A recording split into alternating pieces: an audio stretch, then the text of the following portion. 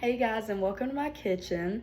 Today we're going to be making something super delicious and perfect for fall, caramel apple cheesecake bars. They're a little mix between apple pie and cheesecake, and trust me, they are delicious. So let's get started.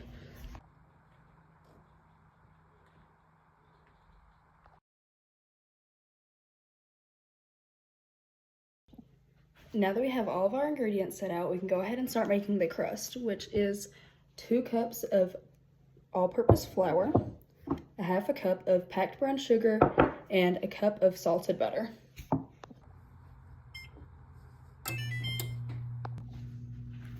We are going to add the brown sugar into the flour, and then our softened butter also into that.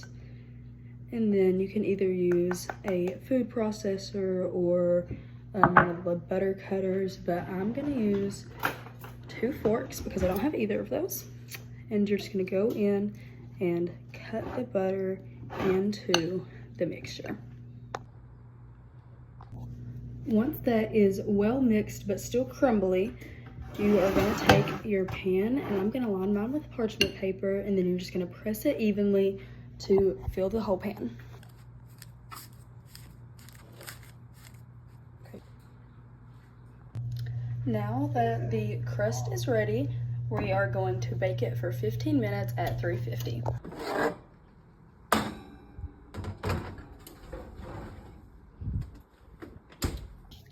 Now that that's in the oven, we're going to start making our cheesecake. So I have a large bowl, a hand mixer, and we're going to need the 3 packages of cheesecake, the 3/4 cup of sugar, the 3 large room temperature eggs that have been sitting out, and then our vanilla. I'm going to start by putting the cream cheese in the bowl, along with the sugar. We're going to beat this on medium power for about 3 to 4 minutes or until it's completely combined.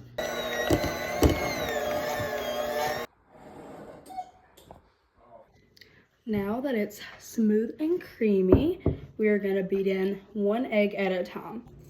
Now that that's all mixed in, we are going to get our vanilla and add in 1 1/2 tablespoons or teaspoons.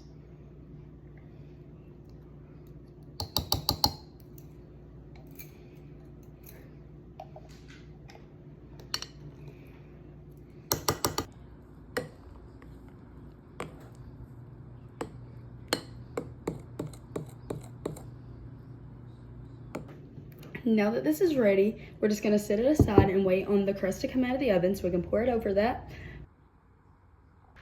Now that our crust is out of the oven, we're gonna take our cream cheese mixture and we are gonna dump it over while it's still warm.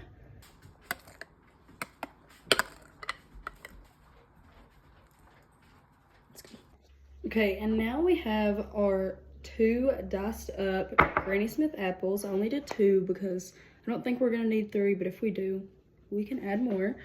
And I have 2 tablespoons of sugar, a 1/2 teaspoon of cinnamon, and a 1/4 teaspoon of nutmeg.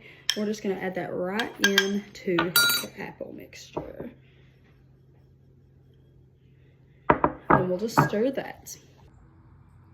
Now that our apple mixture is mixed, that's what it should look like, we're just gonna spoon it over the cream cheese mixture. After putting on the apple topping, I think we are gonna need the 3rd apple. So I'm just gonna go ahead and quickly peel and chop that and just do half of the mixture I just did to put on it. After adding the 3rd apple, it definitely looks better. So definitely use the 3 apples because it will need it. It looks really good right now, and we're gonna start on the streusel topping. Okay, for the streusel topping, I already went ahead and added the cup of flour, the cup of brown sugar, and the 1/2 cup of oats. And I'm gonna go ahead and add in the 1/2 cup of butter, softened.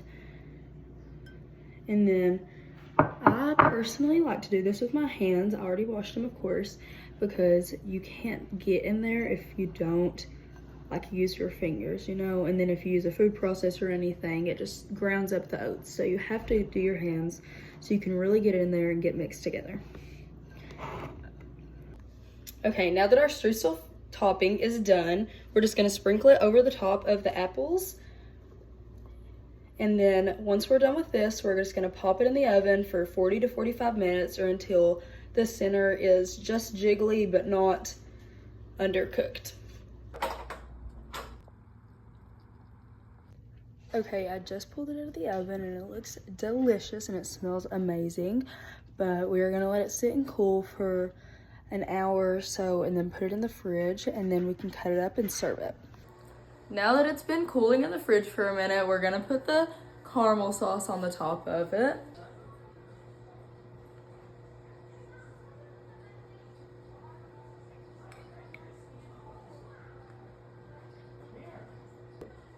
Okay, now that it's out of the pan, we're gonna cut into and see how it is.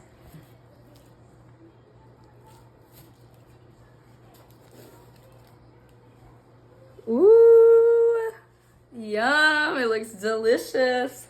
Now we're gonna try it. First bite. It's really good.